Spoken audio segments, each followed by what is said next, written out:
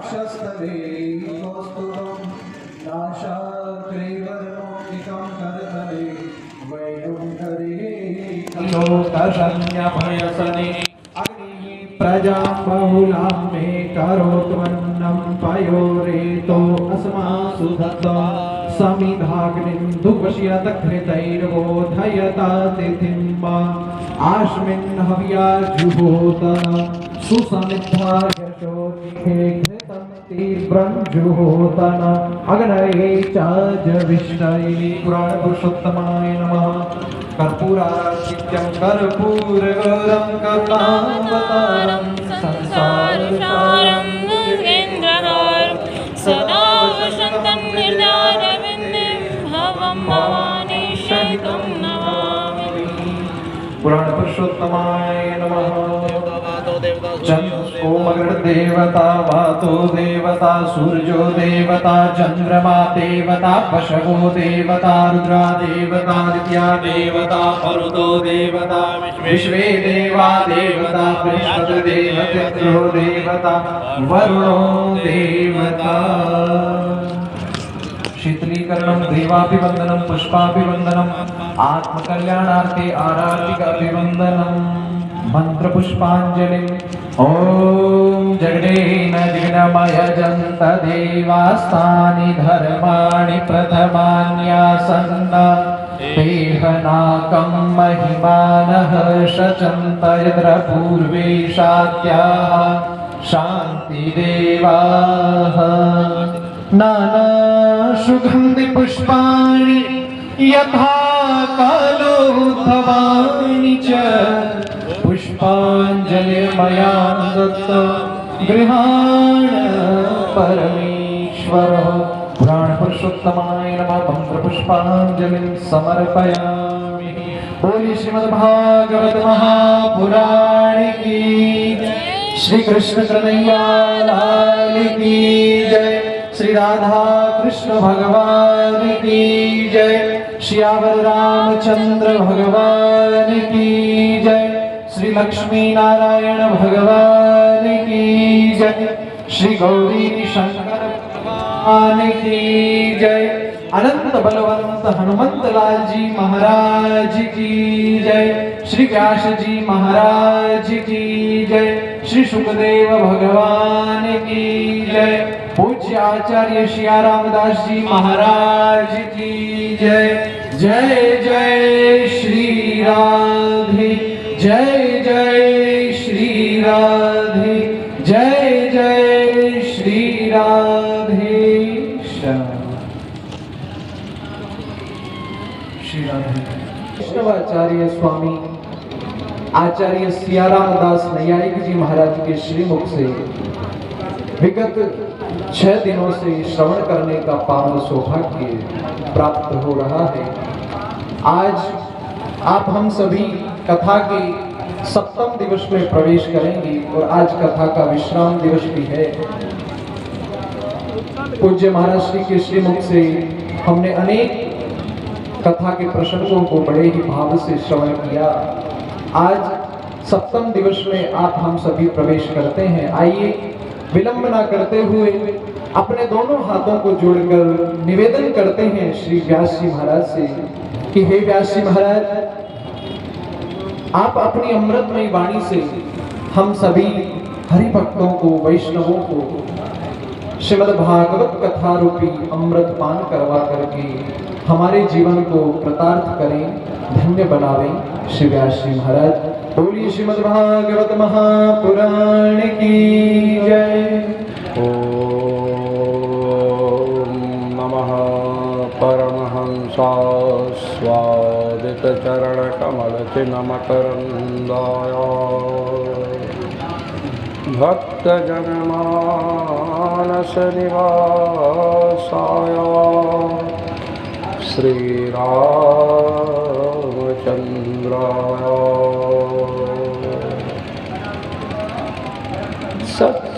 सच्चिदानंद रूपाय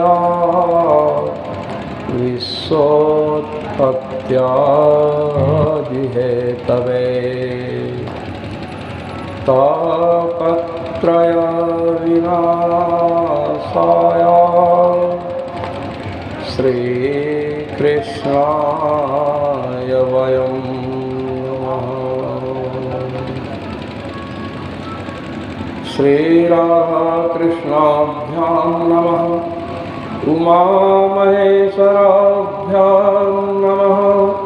श्रीमन्महागणाधिपतये नमः। श्री अंजनासूनवे नमः। श्रीशं चतुर्मुखं चैव नारदं बादरायणं सुखं सूतं च गोकर्णं वारं वारं नमाम्यहम्। सीतानाथ समारम्भां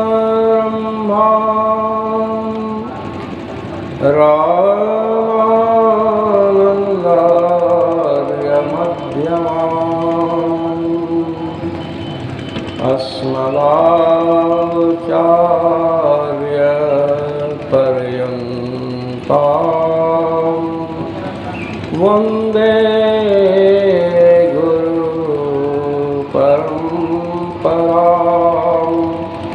वन्दे गुरुपरम्पराम्। श्रीकृष्ण गोविन्द हरे मुरारे हे नाथ नारायण वासुदेवा। श्रीकृष्ण गोविंद हरे मुरारे हे नाथ नारायण वासुदेवा। श्रीकृष्ण गोविंद हरे मुरारे हे नाथ नारायण वासुदेवा।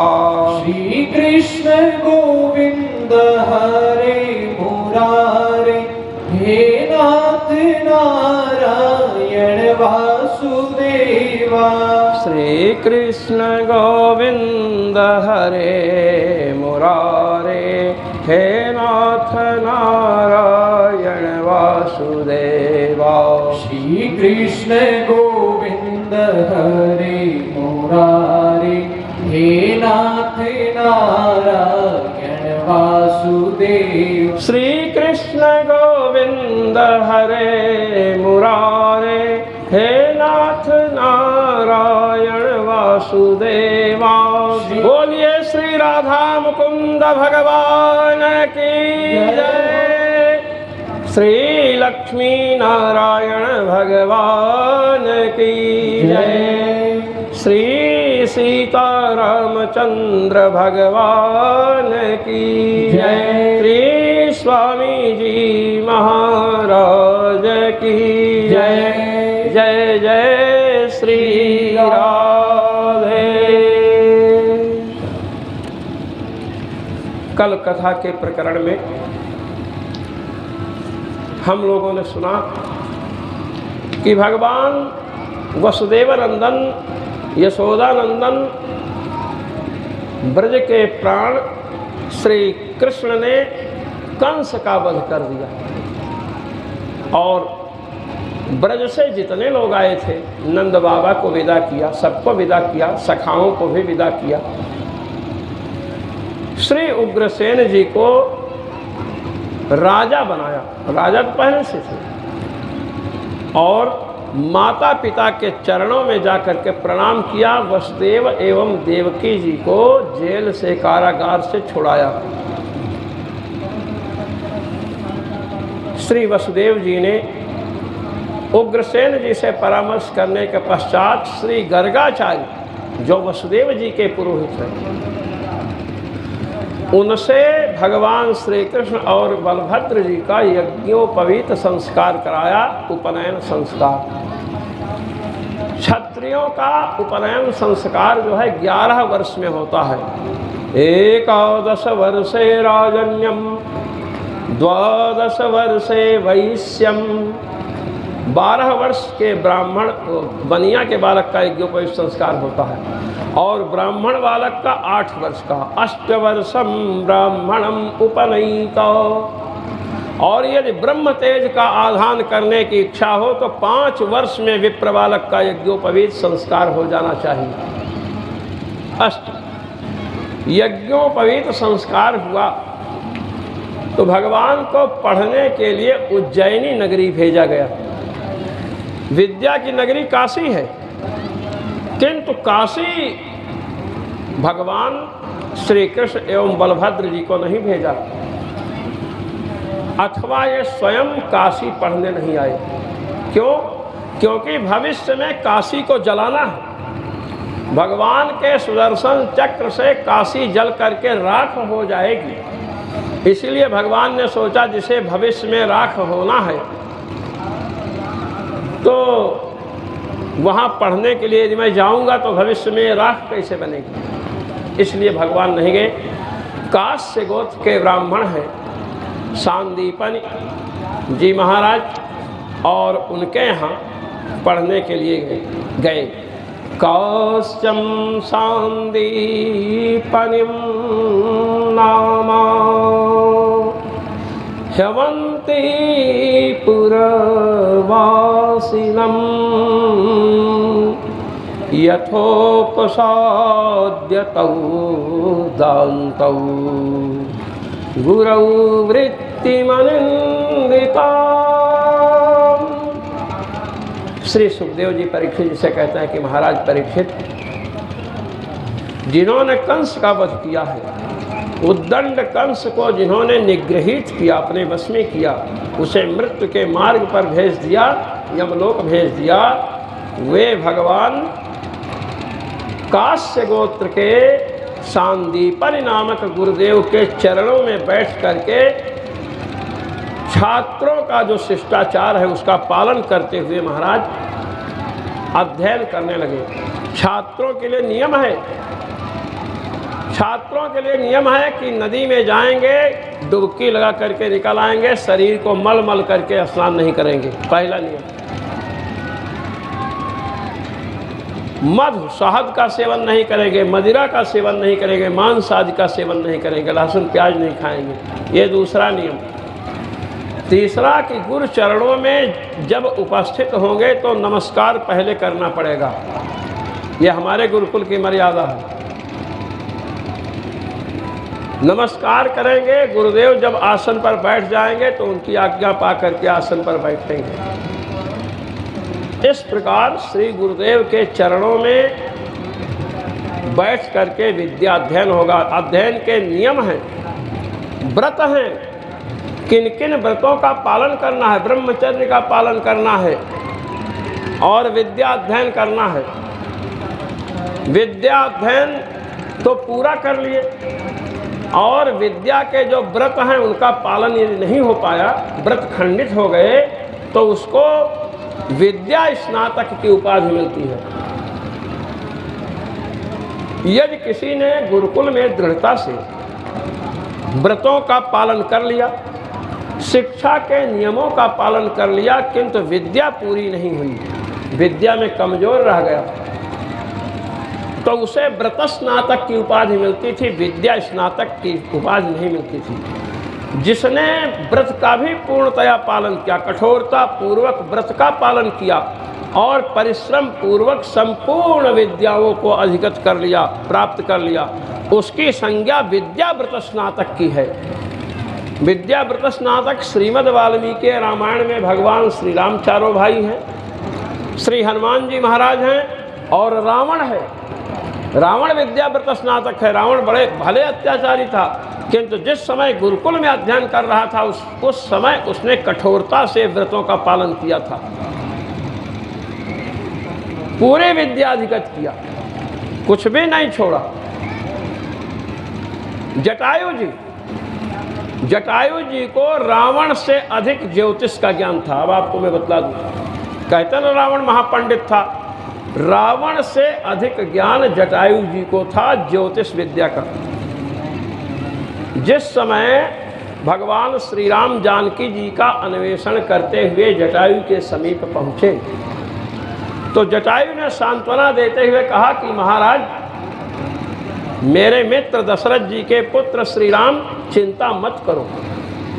तुम्हें तुम्हारी पत्नी कोई जो चोर ले गया है वह पचा नहीं सकता, उसे लौटाना पड़ेगा। तो भगवान श्री राम ने कहा, कैसे आप कह रहे हैं?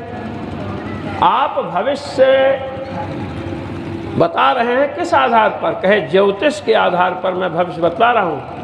श्री जटायु जी कहे, कैसे? कहे, बिंदनाम मुहूर्तो सौ सीतां हरति रावण। रावण ने जिस समय श्री जानकी जी का अपहरण किया है वह विंद नाम का मुहूर्त था, और विंद नाम के मुहूर्त की यह विशेषता है कि उस मुहूर्त में यदि कोई किसी की वस्तु चुराए तो उसे लौटाना पड़ता है। जीते जी नहीं तो मरने के बाद वो वस्तु स्वामी को प्राप्त होगी। तो जटायु जी बहुत बड़े ज्योतिषी थे, जिस भारत के पक्षी तक ज्योतिषी थे उस भारत में आज संस्कृत विद्या की ऐसी दुर्दशा है। आज के पहले तो बहुत थी, अब तो बहुत विकास इसका हो रहा है। महाराज, जितनी भाषाएं हैं विश्व में, सबसे सरल और सबसे कंप्यूटर में फिट होने वाली भाषा है संस्कृत भाषा।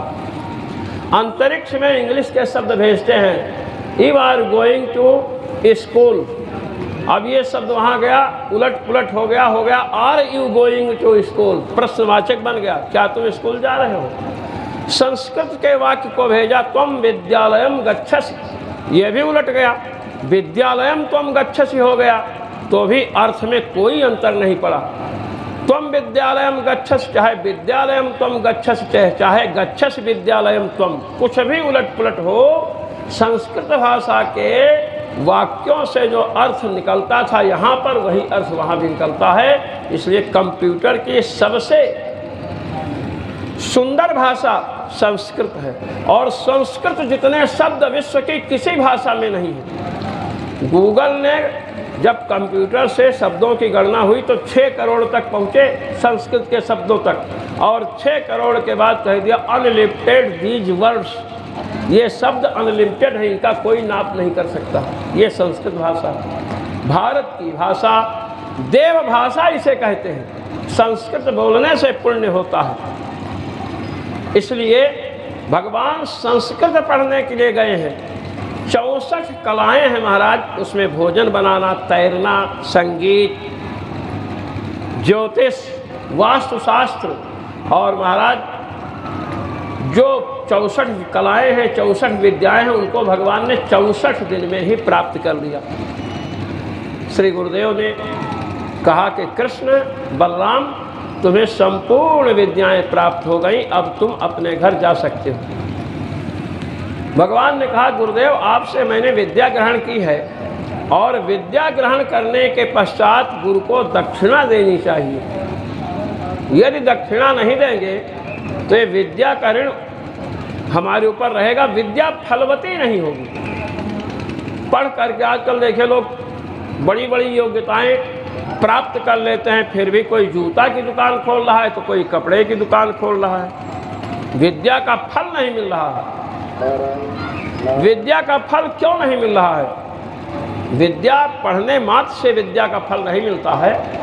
जिनके चरणों में बैठ करके हम विद्या का अध्ययन करते हैं, जो हमारे गुरुजन हैं, यदि हमने उनकी सेवा किए बिना विद्या को प्राप्त किया है तो विद्या फलवती नहीं होगी। गुरु शुश्रूषया विद्या पुष्कलेन धनेन वा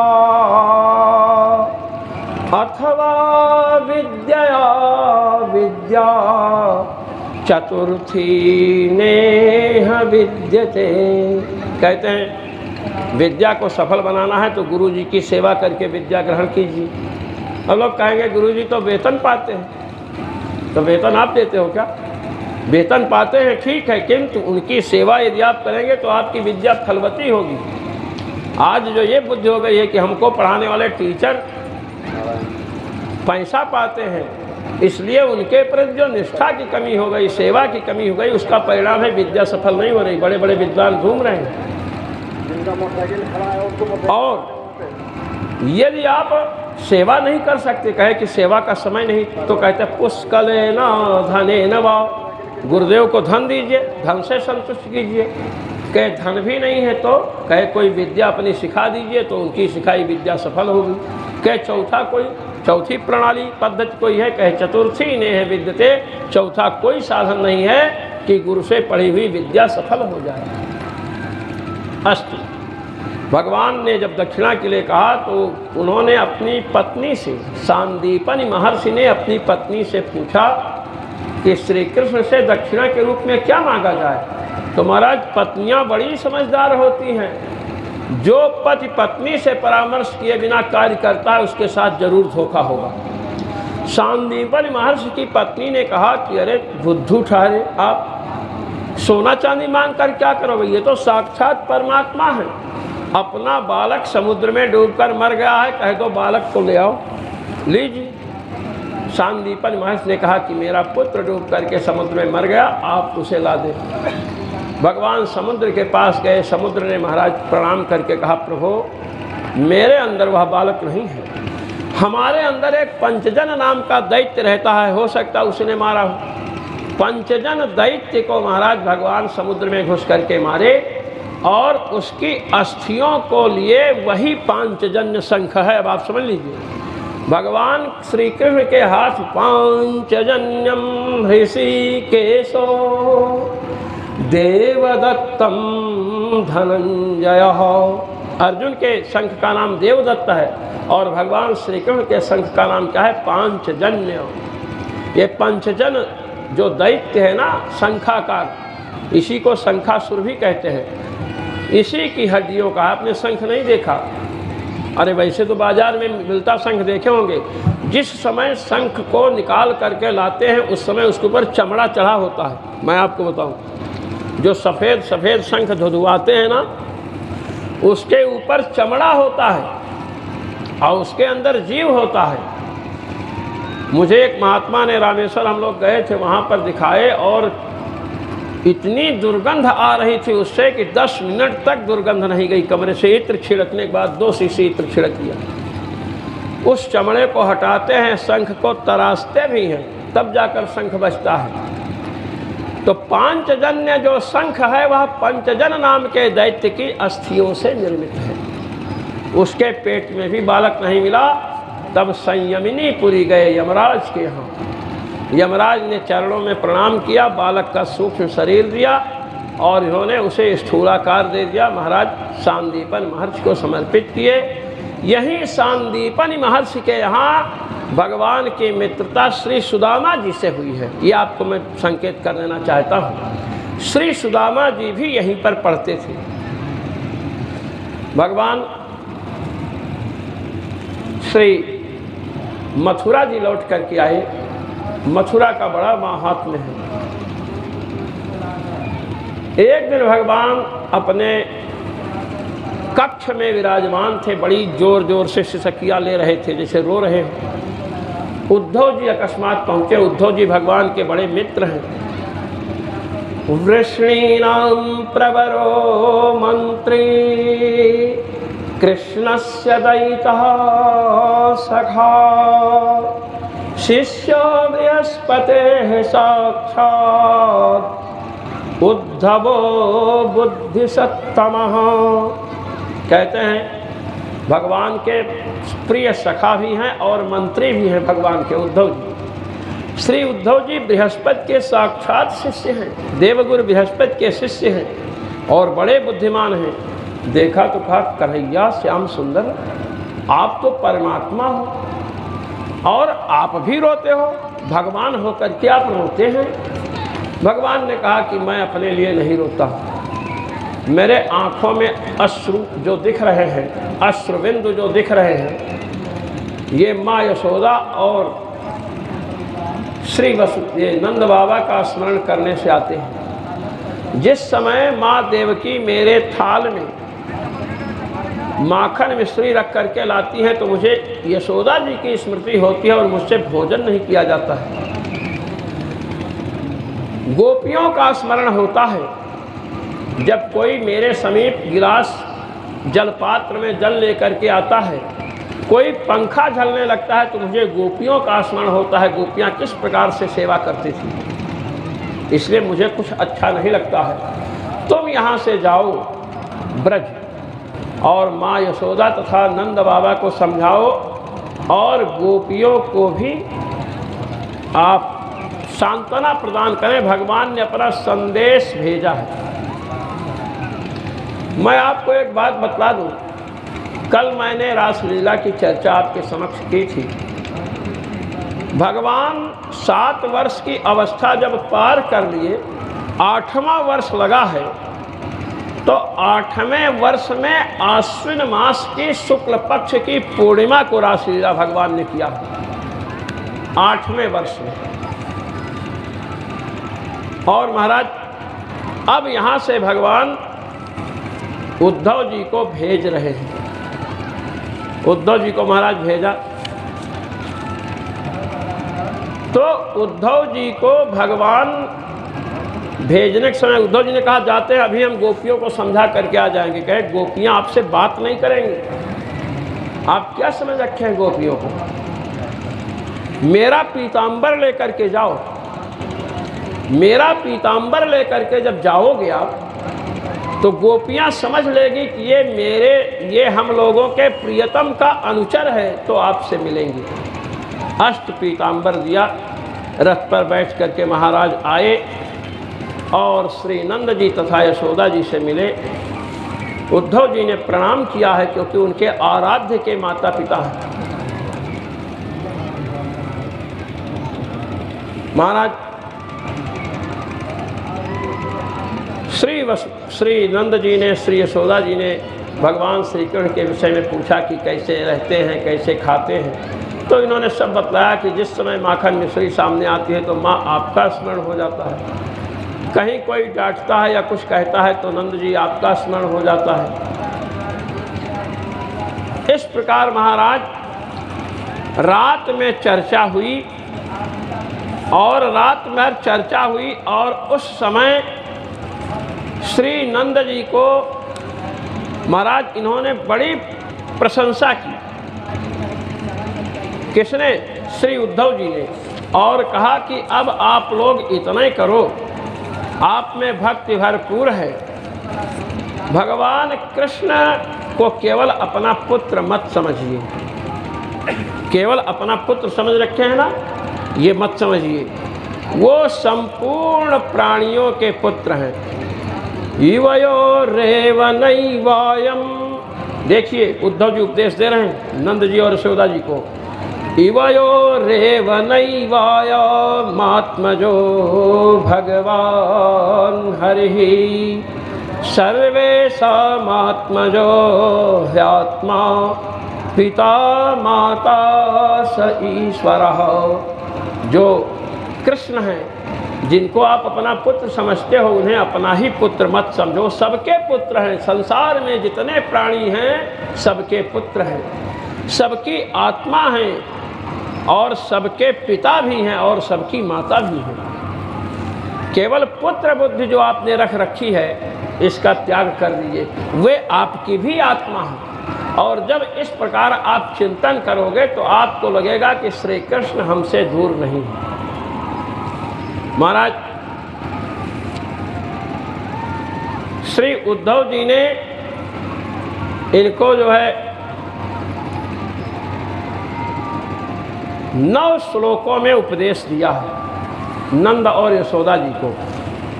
प्रातः काल हो गया महाराज, गोपियाँ उठी और सवेरे उठ करके दही मथती हैं। आपने घरों में देखा होगा माताएं पहले ही 4 बजे से दरात होती जिसमें गेहूँ पीसते थे, पहले पीसती थी। और महाराज इतना व्यायाम होता था ना कि हॉस्पिटल बच्चे पैदा करने के लिए नहीं जाना पड़ता था। पहले की माताएं जो हैं चक्की पीसती थी, गेहूँ अपने घर में पीसती थी, तो किसी को बच्चा पैदा करने के लिए हॉस्पिटल नहीं जाना पड़ता था। और एक झापड़ अगर किसी पुरुष को मार दे तो 4 कला खाए। ये शक्ति। 2 घंटे रोज महाराज गेहूं पीसती थी और उसी में हाल चाल पूछ लेती थी। पहले के पुरुष भी कुदाल चलाते थे, खेतों में बड़े अच्छे से काम करते थे, बड़े शक्तिशाली होते थे। तो गोपियां दही मंथन कर रही हैं। खूब गायें रखते थे, दही मंथन में बड़ा परिश्रम पड़ता है। अब दही मस्ती थी तभी ना, एक झापड़ जिसको मार दे 4 कलख है। दध्नश्च निर्मंथन शब्द मिश्रितो निरस्यते न दिशा न मंगलम। श्री सुखदेव जी परीक्षित जिसे कहते हैं कि परीक्षित जी, गोपियां जब दधि मंथन करती हैं और भगवान श्री कृष्ण के गुण का अनुवाद करती हैं, गुणानुवाद गुणगान करती हैं, तो जैसे अपने लोग संकीर्तन करते हैं तो कहते हैं कि अपने पास बैंजो चाहिए, तो हारमोनियम चाहिए, तो ये तो वो दुनिया भर के साथ श्रृंगार चाहिए ना। हाँ, तो समझ लीजिए भगवत गुणानुवाद के लिए जो दही मंथन का शब्द हो रहा है वही संगीत है। श्री सुखदेव जी कह रहे हैं कि वह ध्वनि आकाश में जा रही है, दधी को मथने की ध्वनि और जो भगवान के गुणों का गान करी वह ध्वनि आकाश में जा रही है। कहते उससे लाभ क्या है, लोगों के कान खराब हो रहे होंगे। कहे नहीं, निरस्यते एन दिशा मंगलम, उनके शब्द से संपूर्ण जगत में व्याप्त, दिशाओं में दिग दिगंतर में व्याप्त जो अमंगल है उसका विनाश हो रहा है, मंगल ही मंगल हो रहा है। सूर्योदय हुआ, नंद जी के द्वार पर समस्त गोपियाँ आई, आपस में कह रही कि ये किसका रथ है, स्वर्ण का रथ है, कौन आया है, कहीं अक्रूर ही तो नहीं आ गया। बाद में पता चला, कहीं एक गोपी गई, कहीं देखो सखियों ये जो पुरुष आया है श्याम वर्ण का है। कहे कि हम लोगों के प्रियतम श्याम सुंदर जैसे है, कहे बस बस वैसे ही श्यामल वर्ण का है। एक ने कहा सखी सावधान रहना, ये श्याम वर्ण वाले जितने हैं इनसे एकदम सावधान रहना चाहिए। आगे चर्चा मैं कर रहा हूँ।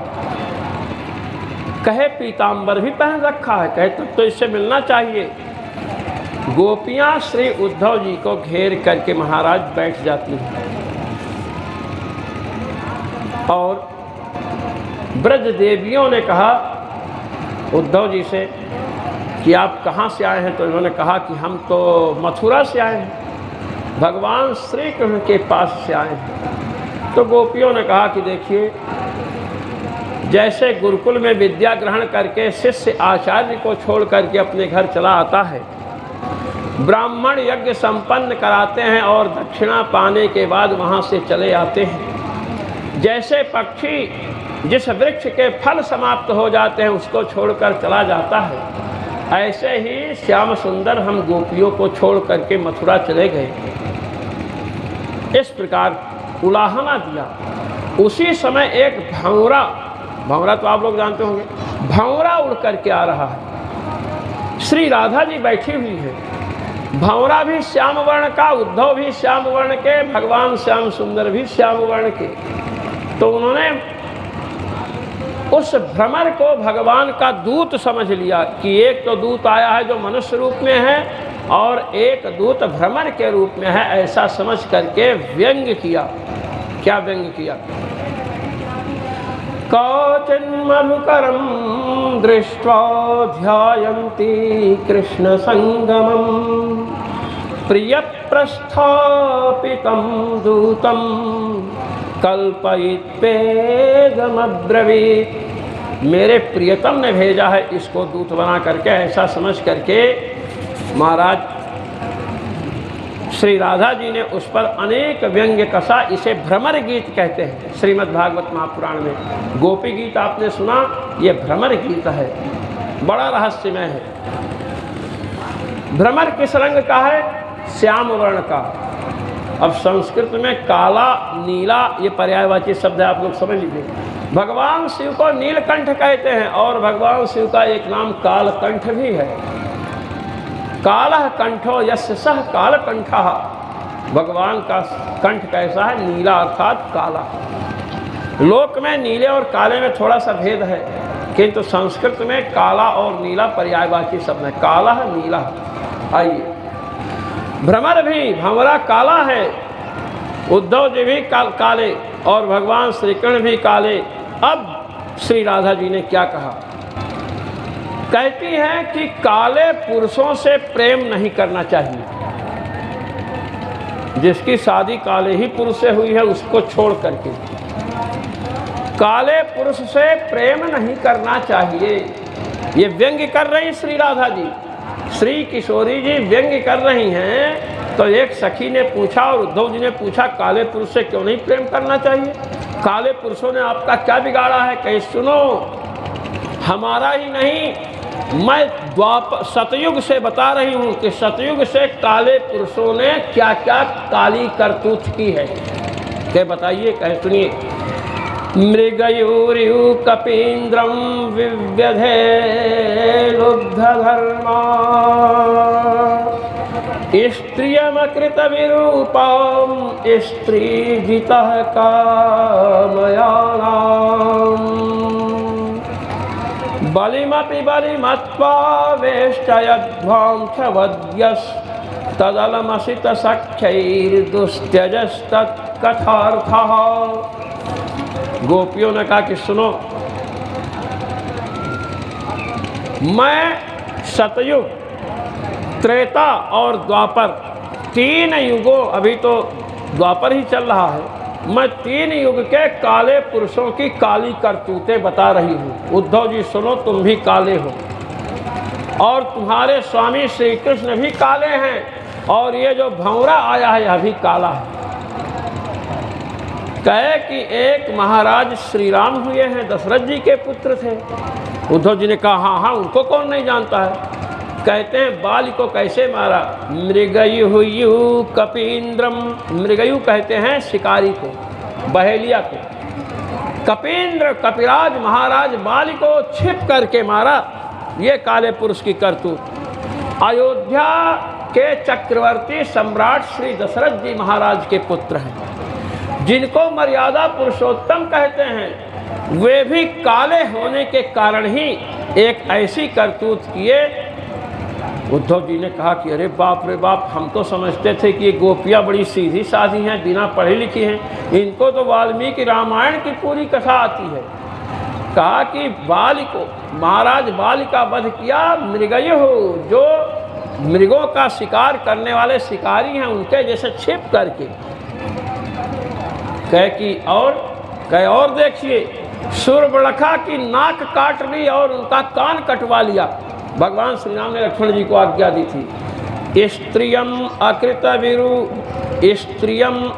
विरूपम, शूर्पणखा जैसी स्त्री को विरूप, कुरूप बना दिया। उद्धव जी ने कहा कि वो जितेंद्रिय थे, फलबूरासिनौ दान्तौ तापसौ ब्रह्मचारिणौ, जितेंद्रिय थे, तपस्वी थे, ब्रह्मचारी थे। अब शूर्पणखा उनसे अश्लील हरकतें करने पहुंच गई तो कान और नाक कटवा लिया, तो क्या गलत किया?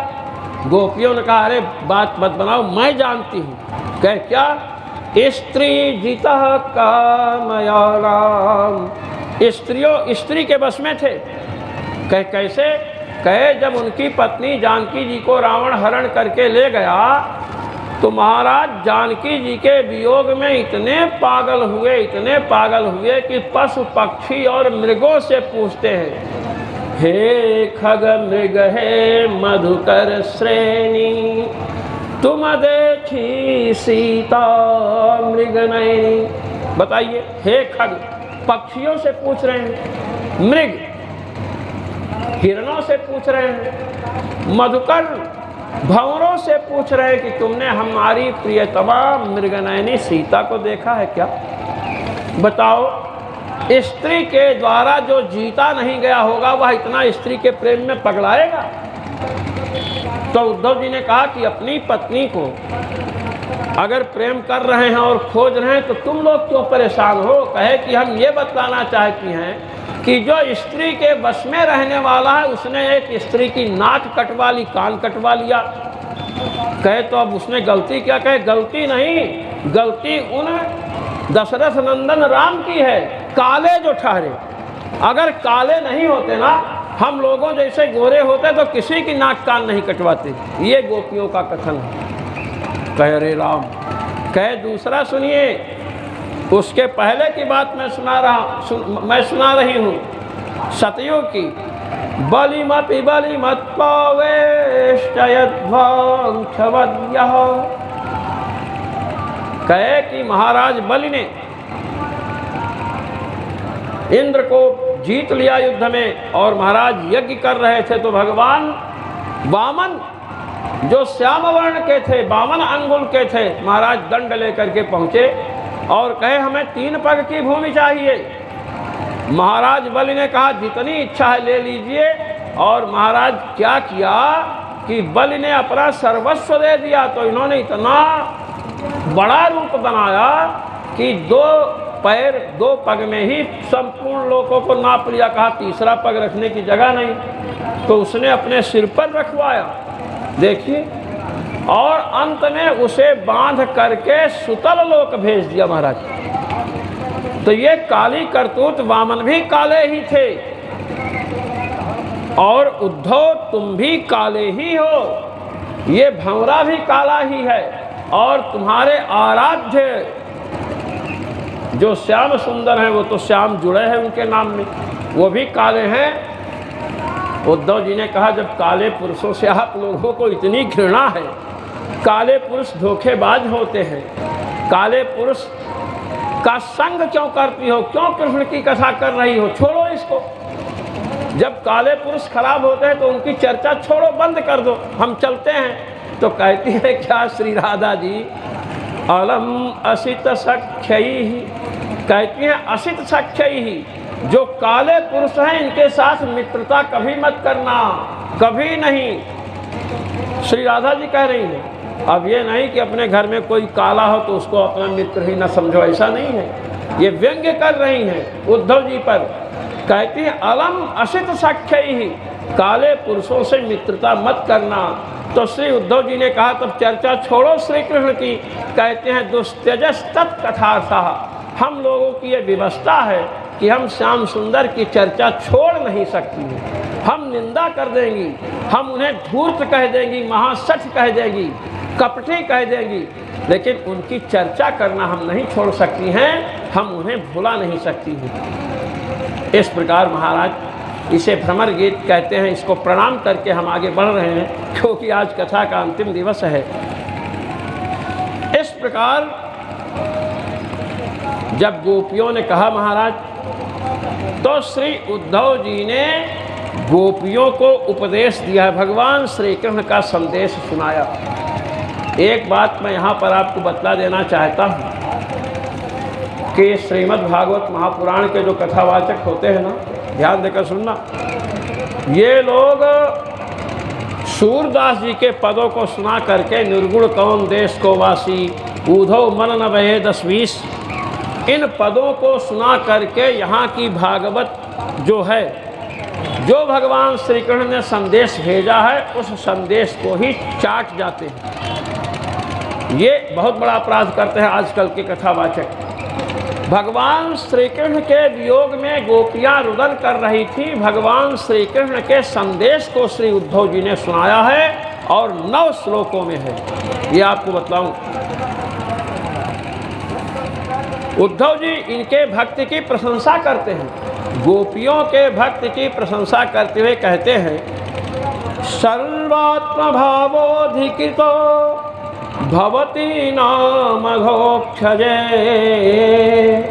विरहेण महाभाग महान मेनुग्रह कृपः। आप लोगों ने मन वचन कर्म से भगवान श्याम सुंदर का स्मरण किया, उनके वियोग में व्याकुल रहती हैं, इसलिए आप लोगों का दर्शन मैंने प्राप्त किया। भगवान श्री कृष्ण की कृपा से आपकी कृपा हम पर बनी रहे। गोपियों से कहते हैं, अब मैं आप लोगों के लिए एक संदेश लाया हूँ भगवान श्री कृष्ण का, उसे आप ध्यान देकर सुने। भगवान ने कहा है क्या, भवती नाम वियोगो में नहीं सर्वात्मना क्वचित। आपके प्रियतम श्याम सुंदर कह रहे हैं कि गोपियों तुमसे हमारा वियोग कभी है ही नहीं। कैसे? जैसे 5 भौतिक वस्तु है, जैसे ये माला है, माला में पृथ्वी, जल, तेज, वायु, आकाश 5 तत्व हैं, किंतु समझने वाले के यदि मन में बात आ जाए तो समझ सकता है। इसी प्रकार आत्मा सच्चिदानंदमय है, मैं सबकी आत्मा हूँ, तुम्हारी भी आत्मा हूँ गोपियों, इसलिए हमें अपनी आत्मा समझ करके चिंतन करो, ये बतलाया। और गोपियों ने कहा कि आप जो कह रहे हैं उसको हम प्रणाम करती हैं, स्वीकार करती हैं, किंतु ये बताइए कि हमारा स्मरण भगवान श्री कृष्ण को होता था कि नहीं? कहे खूब स्मरण होता था। भगवान ने एक बात और कही है कि गोपियों तुमसे जो हमारा वियोग हुआ है, ये वियोग भी होना चाहिए। जैसे आप भोजन करने बैठते हैं, रसगुल्ला, गुलाब जामुन, रसमलाई, जिलेबी यही मिलती जाए तो आप खा नहीं सकते। बीच में नमकीन वस्तुएं चाहिए स्वाद बदलने के लिए। न विना विप्रलम्भेन, साहित्य दर्शन, न विना विप्रलम्भेन संभोगः पुष्टिमश्नुते। जब तक वियोग नहीं होगा प्रेमी और प्रेमिकाओं में, चाहे पति पत्नी हो, चाहे पिता पुत्र हो, कोई भी हो, जब तक 2 प्रेमियों में वियोग नहीं होगा तब तक प्रेम की पुष्टि नहीं होती है, श्रृंगार रस की पुष्टि नहीं होती है। इसलिए प्रभु ने कहा है कि आपसे वियोग इसलिए है कि आपको मेरा चिंतन हमेशा होता रहे। और यदि तुम्हारे मन में है कि हम बहुत दूर हैं, तुम हमें प्राप्त नहीं कर सकती हो, तो ये समझो कि जिस समय मैंने रासलीला की थी तुम लोगों के साथ, तो कुछ गोपियों को उनके पतियों ने आने नहीं दिया था। उन्होंने वहीं शरीर छोड़ दिया और तुम लोगों से पहले मुझे प्राप्त हो गई। हमें तुमसे पहले प्राप्त कर लिया, इसलिए तुम मुझे अपनी आत्मा समझो। इस प्रकार श्री उद्धव जी ने भगवान का संदेश सुनाया। भगवान का संदेश सुनाया। गोपियों ने कहा ठीक है, फिर भी भगवान के प्रेम में इतनी उन्मत्त हो रही हैं, संदेश सुना रहे थे। तभी एक गोपी ने कहा, हे नाथ, हे रमानाथ, ब्रजनाथ अर्तिनाशना, मग्नमुद्धर गोविंद गोकुलम ब्रजिनार्णव। हे नाथ, हे लक्ष्मीपते, हे ब्रजनाथ, हे भक्तों के कष्ट को दूर करने वाले श्याम सुंदर, समस्त गोकुल आपके विरहानल में झुलस रहा है, इसे बचाइए। इस प्रकार कहा।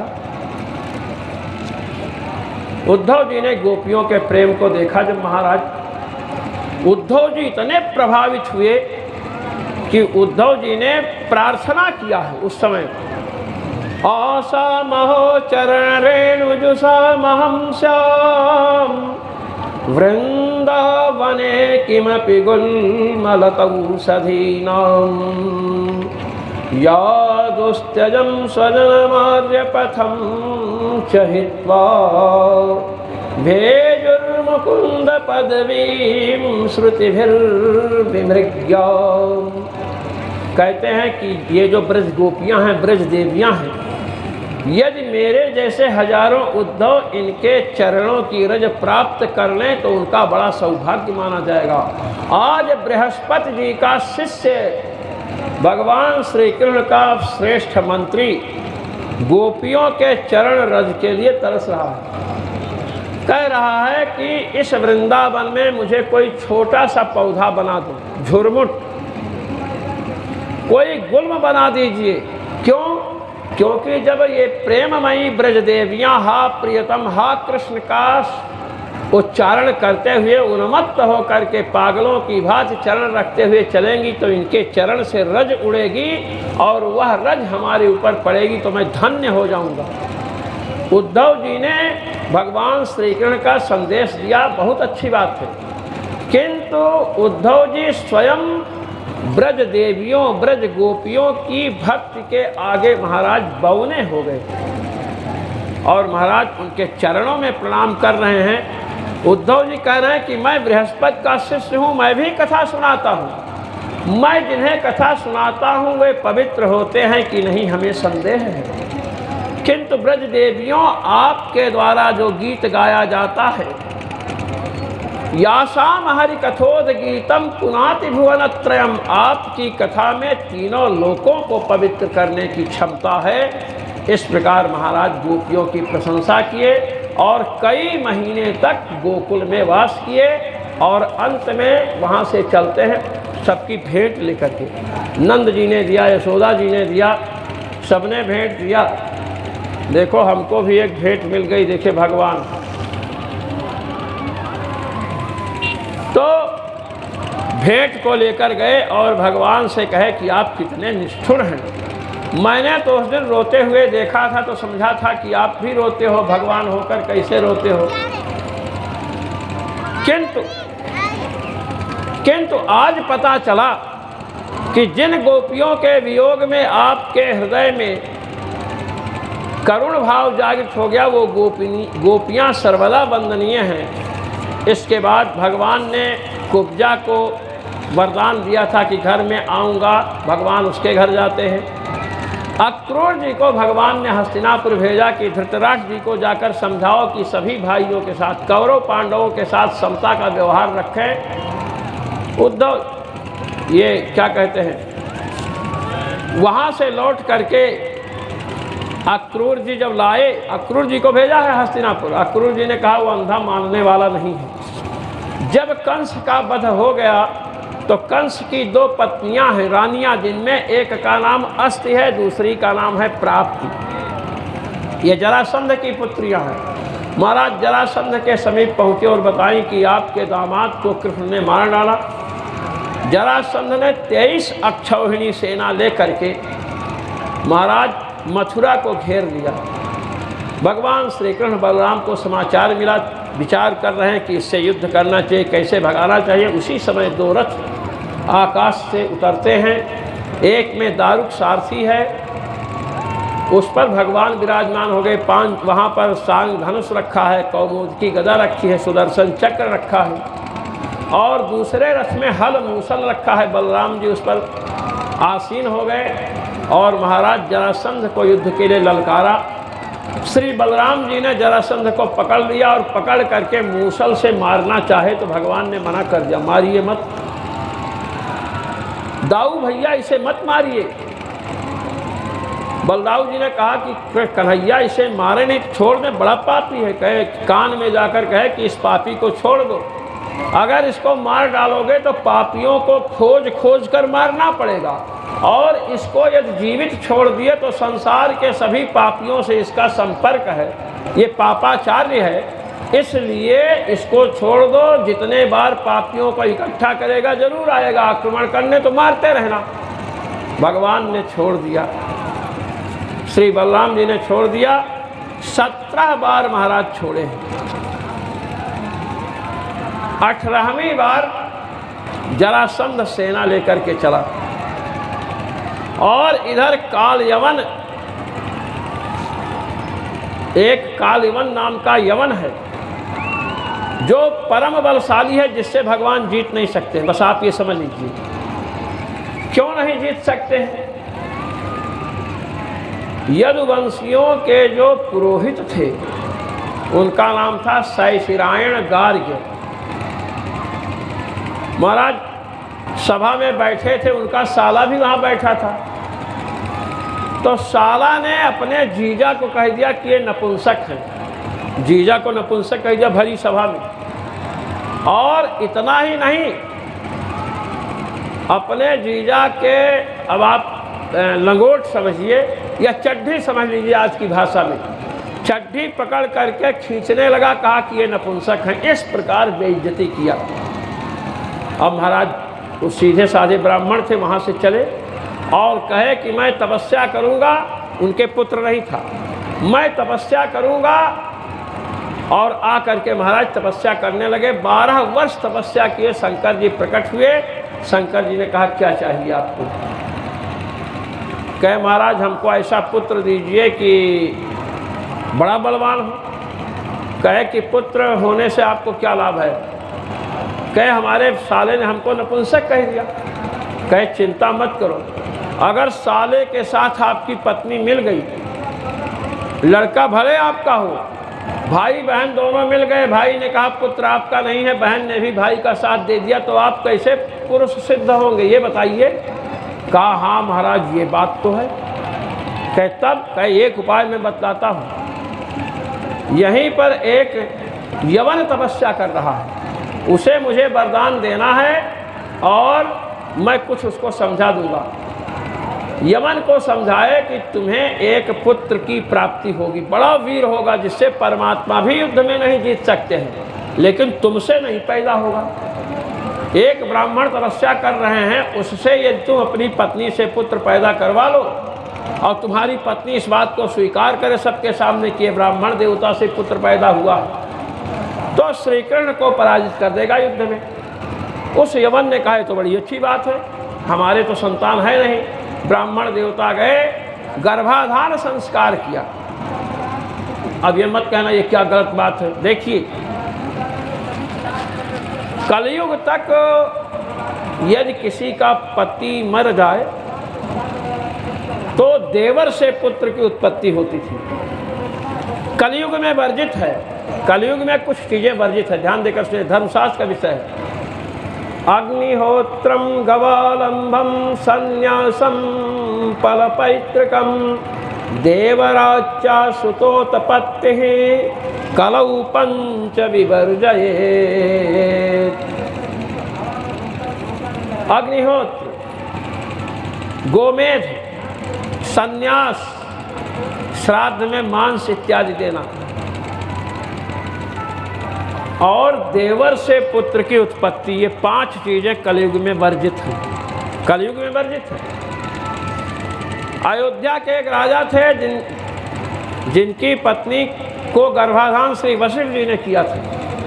तो जब यहाँ पर कहा तो महाराज सहस्रायण गाय ने गर्भाधान किया और जा करके काल यवन प्रकट हुआ, जिससे भगवान जीत नहीं सकते हैं, शिव जी का वरदान है। काल यवन 3 करोड़ सेना लेकर के यवनों की मथुरा को घेर लिया और 18वीं बार आ रहा है जरासंध।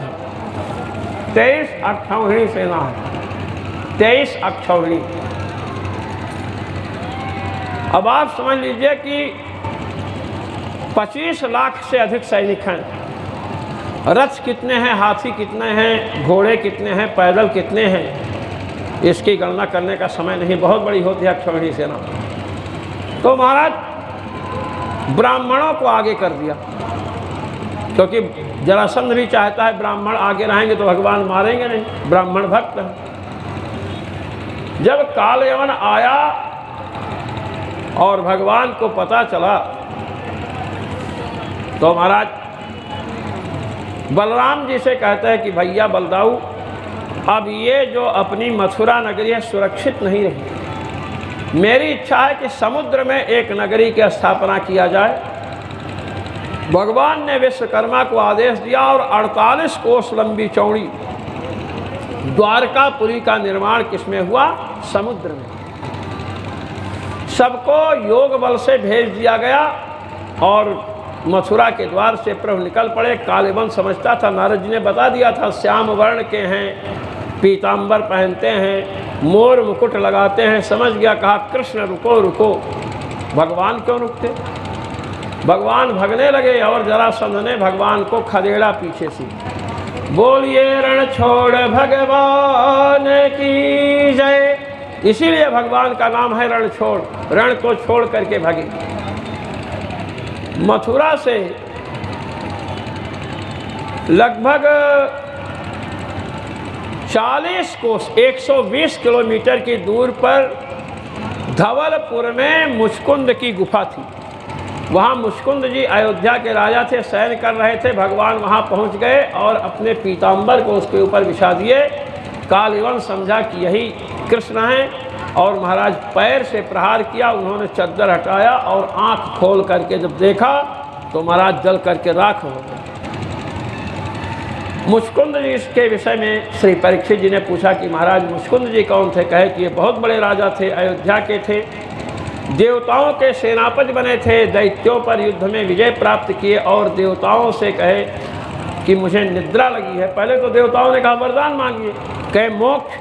कहे मोक्ष तो भगवान श्री हरि ही दे सकते हैं, भगवान विष्णु दे सकते हैं, ये इंद्र उंद्र नहीं दे सकते हैं मोक्ष।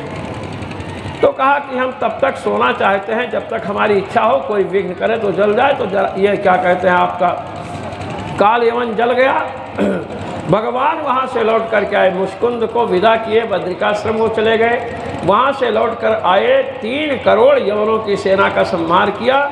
जरासंध जब आ गया तो भगवान ब्राह्मणों की सेना देख करके भगे और वहाँ से प्रश्रवण पर्वत पर गए महाराज। उसने नीचे से आग लगा दिया। उसने समझा कि कृष्ण और बलदाऊ इसमें जल गए हैं। भगवान वहाँ से कूद करके नीचे आ गए। अब भगवान बड़े हो गए। भगवान ने सबको दर्शन दिया तो महाराज मथुरा के बूढ़े जवान हो गए थे। एक बूढ़े ने भगवान से कहा कि आपने जवान तो बना दिया हमको, तो शादी वादी भी कराइए। तो भगवान ने कहा जब मेरी खुद की शादी नहीं हुई है तो तुम्हारी क्या कराऊं। भगवान के विवाह रुक्मिणी के साथ भगवान का विवाह कैसे हुआ ये प्रकरण आ रहा है। कहते हैं विदर्भ देश के राजा महाराज भीष्मक हैं और उनकी एक पुत्री है जिसका नाम रुक्मिणी है। कई भाई हैं, रुक्मी बड़ा भाई है। भीष्मक महाराज चाहते हैं कि रुक्मिणी जी का विवाह श्री कृष्ण के साथ हो, किंतु रुक्मी चाहता है कि श्री कृष्ण के साथ विवाह न हो करके किसके साथ हो, शिशुपाल के साथ हो। शिशुपाल जो पहले जन्म में रावण था वही शिशुपाल बना, इतना ध्यान रखिएगा। तो रुक्मी ने कहा कि यदि श्री कृष्ण के साथ विवाह करोगे तो मैं चला जाऊंगा, आत्महत्या कर लूंगा, ऐसा वैसा सब कहने लगा। तो लोग मान गए। श्री रुक्मिणी जी ने भगवान के समीप प्रेम पत्र भेजा, जिसको इंग्लिश में लव लेटर कहते हैं। विश्व की सबसे पहली प्रेम पत्र लिखने वाली महिला का नाम कोई पूछे तो सीधे रुक्मिणी जी का नाम लेना। विश्व की सर्वप्रथम प्रेम पत्र लिखने वाली वंदनीया देवी स्वरूपा महिला कौन है कोई पूछे तो रुक्मिणी जी। बड़ा लंबा चौड़ा प्रेम पत्र और किसके साथ भेजा महाराज, एक ब्राह्मण को देकर भेजा। ब्राह्मण देवता लेकर के गए और महाराज भगवान के समीप पहुँचे। जब वहाँ पहुँचे तो भगवान ने उस ब्राह्मण का स्वागत किया और कहा महाराज आप कैसे पधारे। तो उन्होंने पूरा पत्र पकड़ा दिया। कहा ये लीजिए, विदर्भ नरेश की राजकुमारी श्री रुक्मिणी जी ने आपके लिए प्रेम पत्र भेजा है, अपने प्रणय को निवेदित किया है कि आप हमें स्वीकार कर लो। श्री रुक्मिणी जी क्या कहती हैं संक्षेप में, श्रुत्वा गुणान् भुवन सुंदर श्रृण्मतां ते निर्विश्य कर्ण विवरैर्हरतोऽङ्गतापं रूपं दृशां दृशिमतामखिलार्थलाभं त्वय्यच्युता विशति चित्तमपत्रपं मे। हे भुवन सुंदर, हे त्रिभुवन के सौंदर्य के राशि श्याम सुंदर, आपके सुंदर गुणों की चर्चा मैंने अपने गुरुदेव नारद जी के श्रीमुख से सुनी है। देखिए प्रेम पत्र। और जब से चर्चा आपकी सुनी तो मेरे कानों में जो दूसरों के गुणानुवाद सुन करके, दूसरों की प्रशंसा सुन करके महाराज पीड़ा हो रही थी, वो पीड़ा समाप्त हो गई। अब मेरे नेत्र आपके दर्शन के लिए लालायित रहते हैं। मेरा चित्त लज्जा को छोड़ करके आपके श्री चरणों में प्रविष्ट हो चुका है। यदि आप आ करके मेरा वर्ण नहीं करेंगे, मेरे साथ विवाह नहीं करेंगे, तो मैं अपने शरीर को नष्ट कर दूंगी, किंतु शिशुपाल के साथ विवाह नहीं करूंगी, मैं आपको अपना पति मान चुकी हूँ। जब इस प्रकार संदेश भगवान श्री कृष्ण ने सुना तो महाराज ब्राह्मण से बोले कि विप्र देवता आप तो बड़ी दूर से आए हैं, विश्राम कीजिए। ब्राह्मण ने कहा विश्राम करने में लगेंगे तो शिशुपाल के साथ विवाह हो जाएगा। भगवान ने ब्राह्मण को सम्मानित किया और ब्राह्मण को रथ में बिठा करके अकेले चल दिए। महाराज दारुक को बुला लिया, बलराम जी को भी नहीं बताया। बड़े भाई ये कहीं रोक दे क्या तो क्या होगा। इधर बलभद्र जी को पता चला कन्हैया नहीं है, तो पता चला कि कहीं रथ लेकर अकेले गए हैं। कहे इतनी देर हो गई लौटे नहीं, तो बड़ी सेना लेकर चल दिए। पता लगा लिए कि गए हैं विदर्भ देश। महाराज कुंडिनपुर पहुंचे। विदर्भ देश में कुंडिन नरेश जो भीष्मक जी महाराज हैं। प्रश्न यहाँ पर ये उठता है कि जब रुक्मिणी जी भगवान श्री कृष्ण को प्रेम पत्र देती हैं, आप हम उनकी पूजा करते हैं, तो आजकल की लड़की यदि किसी को प्रेम पत्र देती है तो उससे नाराज क्यों होते हैं? ये प्रश्न उठना स्वाभाविक है। इसका उत्तर सुन लीजिए। कहते हैं कि श्री रुक्मिणी जी ने भगवान श्री कृष्ण को प्रेम पत्र दिया। भगवान श्री कृष्ण आए। अब लड़का या लड़की किसी को प्रेम पत्र देता है तो जो जिसका मन जिसमें लग गया वही उसको महाराज क्या बोलते हैं, सुंदर लगने लगता है। महिषा किम न पश्यन्ति चंद्रवन महिषी मुखम। जो भैंसा होता है, भैंसा आप लोग निकल जाओ उसके सामने से, महिलाएं माताएं बहनें कोई भी निकले तो भैंसा इन लोगों को देखेगा और एक भैंस निकले सामने से भैंसे की। अगर उससे पूछो कि ये जो अभी नारियां गई हैं इसमें सुंदर सबसे कौन है, तो कहेगा चंद्रमुखी ये भैंस है। भैंस को चंद्रमुखी कहेगा। मनुष्य की स्त्रियों को चंद्रमुखी नहीं कहेगा, क्योंकि अपने अपने जाति वालों में प्रेम होता है। तो श्री रुक्मिणी जी जैसे कोई लड़की हो किसी लड़के से प्रेम करती हो तो लड़का ही उसे सबसे सुंदर दिखेगा। कोई लड़का किसी लड़की से प्रेम करता है तो लड़की ही उसे सबसे अधिक सुंदरी दिखेगी। अब श्री कृष्ण भगवान को इन्होंने प्रेम पत्र दिया। अब श्री कृष्ण को प्रेम पत्र देना उचित है कि अनुचित है, इसका निर्णय भी गांव वाले कर रहे हैं, देश विदर्भ देश के लोग कर रहे हैं। जब श्री कृष्ण वहां पर पहुंचे और सबको पता है, ब्राह्मण लेकर संदेश गया है, बाहर वालों को तो पता ही है। श्री कृष्ण को देखते ही विदर्भ देश वालों ने कहा कि रुक्मिणी जी के योग्य तो यही वर है, ये शिशुपाल जैसे गधे के साथ विवाह करना ठीक नहीं है। तो कन्या यदि किसी को पत्र दे तो कब दे सकती है? श्री रुक्मिणी जी का विवाह श्री कृष्ण के साथ होने वाला था, भगवान के साथ, किंतु बड़े भाई रुक्मी के स्वार्थ के कारण माता पिता श्री कृष्ण से विवाह न करने के जगह पर शिशुपाल से विवाह करना चाहते हैं। यदि माता पिता सगे संबंधी किसी अयोग्य व्यक्ति के हाथ में कन्या को देना चाहते हैं, जो योग्य नहीं है कन्या के, तो उस समय कन्या यदि अपने इच्छा के अनुसार योग्य पति का चयन करती है तो दोष भागिनी नहीं होती है। अयोग्यम दातुमुद्युक्ते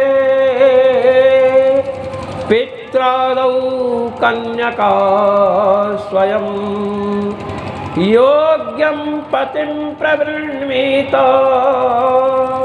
न च सा दोष भागिनी। ये धर्मशास्त्र कि माता पिता भाई बंधु यदि अयोग्य को कन्या देना चाहते, वैसे अयोग्य को तो कोई देता नहीं है, पहली बात। लेकिन शिशुपाल जैसे अयोग्य हो और रुक्मी जैसे किसी कन्या का भाई हो जो अपने स्वार्थ के लिए कि हमारे राज्य की सीमा बढ़ जाएगी, शत्रुओं पर आक्रमण करने में जीजा जी सहायता करेंगे, इस बुद्धि से यदि कोई अपनी बहन का विवाह किसी अयोग्य के साथ, कोई माता पिता अपनी पुत्री का विवाह किसी अयोग्य वर के साथ करना चाहता है तो उस समय कन्या योग्य वर का चयन कर ले, उसे कोई दोष नहीं रहेगा। श्री रुक्मिणी जी ने यही किया है, इसलिए हम रुक्मिणी जी की पूजा करते हैं। माता पिता योग्य के साथ विवाह करना चाहते हो और हमारी इच्छा हो कि हम किसी जिससे मन मिल गया उसी के साथ चले जाएं, ये गलत है। इसका समर्थन शास्त्र नहीं करते हैं। श्री रुक्मिणी जी ने पत्र में लिखा था कि मैं भगवती का दर्शन करने आऊँगी, वहीं से आप मेरा हरण कर लेना। भगवान आए, रुक्मिणी ने कहा सब लोग सावधान हो जाओ, श्री कृष्ण महाचोर हैं, कुछ भी कर सकते हैं। बलभद्र जी पहुंच गए सेना लेकर के। बलभद्र जी ने श्री कृष्ण से कहा कन्हैया जो भी करना है जल्दी करना, हम सब संभाल लेंगे। श्री अंबिका दुर्गा माँ का दर्शन करने श्री रुक्मिणी जी गई महाराज, और वहीं से भगवान श्याम सुंदर ने उनका अपहरण किया। अपहरण जो है राक्षस विवाह कहा जाता है। अब आपको मैं बता दूं, जबरदस्ती कन्या को उठा लाना राक्षस विवाह है। अब महाराज उनको लेकर के मथुरा आए। रुक्मी ने विरोध किया तो रुक्मी की आधी मूछ महाराज मोड़ दिया भगवान ने, आधी दाढ़ी तलवार से बना दी। रुक्मी हमेशा भगवान का विरोध किया, क्योंकि भगवान ने जो आधी मूछ और आधी दाढ़ी काट दी ना, उसके बाद जमी ही नहीं। कहीं भी जाए तो लोग पूछे आपकी आधी मूछ आधी दाढ़ी कहाँ गई, तो वो यही उत्तर देते देते परेशान रहता था। श्री रुक्मिणी जी मथुरा लाई गई। रुक्मिणी जी को सजाया जा रहा है, रुक्मिणी जी को सजा रहे हैं विवाह करने के लिए। श्री राम जी, आइए आप हम सभी भी भगवान के उस सुंदर विवाहोत्सव में चलते हैं, अपने मन रूपी भोले को भगवान के चरणों में लगाते हैं। सखियां जब रुक्मिणी जी को श्रृंगार कर रही है तो रुक्मिणी जी सखियों से कहती है क्या, आओ मेरी सखियों मुझे मेहंदी लगा दो, आओ मेरी सखियों मुझे मेहंदी लगा दो, मेहंदी लगा दो मुझे ऐसा सजा दो, मुझे श्याम सुंदर की दुल्हन बना दो, मुझे श्याम सुंदर की दुल्हन बना दो। आओ मेरी सखियों मुझे मेहंदी लगा दो, आओ मेरी सखियों मुझे मेहंदी लगा दो, मेहंदी लगा दो मुझे ऐसा सजा दो, मेहंदी लगा दो मुझे ऐसा सजा दो, मुझे श्याम सुंदर की दुल्हन बना दो, मुझे श्याम सुंदर की दुल्हन बना दो। सत्संग में मेरी बात चलाई, सत्संग में मेरी बात चलाई, सतगुरु ने मेरी कीनी सगाई, सतगुरु ने मेरी कीनी सगाई, उनको बुला के हाथ लेवा जुड़वा दो, उनको बुला के हाथ लेवा दो, मुझे श्याम सुंदर की दुल्हन बना दो, मुझे श्याम सुंदर की दुल्हन बना। अरे ऐसी ओढ़ू चुनरी रंग कबहू न छूटे, ऐसी ओढ़ू चुनरी रंग कबहू न छूटे, ऐसा वरू दुल्हा जो कबहू न रूठे, ऐसा वरू दुल्हा जो कबहू न रूठे। अटल सुहाग की बिंदिया लगा दो, अटल सुहाग की बिंदिया लगा दो, मुझे श्याम सुंदर की दुल्हन बना दो, मुझे श्याम सुंदर की दुल्हन बना दो। ऐसी पहनो चूड़ी जो कबहू ना टूटे, ऐसी पहनो चूड़ी जो कबहू ना टूटे, प्रेम का धागा हमरा कबहू ना टूटे, प्रेम का धागा मेरा कबहू ना। आज मेरी मांग मोतियों से भरवा दो, आज मेरी मांग मोतियों से भरवा दो, मुझे श्याम सुंदर की दुल्हन बना दो, मुझे श्याम सुंदर की दुल्हन। और रुक्मिणी जी क्या कहते हैं, भक्ति का सुरमा में आंख में लगाऊंगी, भक्ति भक्ति का सुरमा में आंकने लगा। दुनिया से नाता तोड़ उनकी हो जाऊंगी, दुनिया से नाता तोड़ उनकी हो जाऊं। अरे सतगुरु बुला के मेरे फेरे पड़वा दो, सतगुरु बुला के मेरे फेरे पड़वा दो।